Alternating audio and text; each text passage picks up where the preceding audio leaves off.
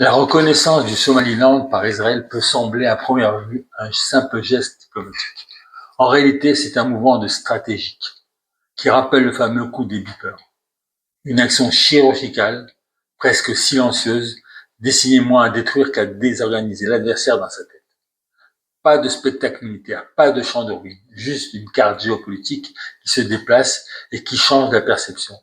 Désormais, Israël se trouve au plus près des corridors d'influence iranienne, au cœur des routes maritimes que Téhéran utilise pour projeter sa puissance et soutenir ses milices. Les proxys deviennent plus visibles, les réseaux plus vulnérables, la logistique plus risquée. C'est une forme de guerre propre qui vise la capacité, la crédibilité et la psychologie plutôt que la confrontation directe. Et c'est là que surgit le grand paradoxe iranien. À l'extérieur, le régime se veut conquérant, sûr de lui, engagé dans la confrontation contre Israël au nom des Palestiniens. À l'intérieur, l'économie s'effondre. Inflation, pénurie, chômage. Pendant que le peuple se serre la ceinture, l'argent continue de partir vers le Hezbollah, le Hamas, la Syrie, le Yémen. Et les Iraniens le savent. De plus en plus de voix s'élèvent.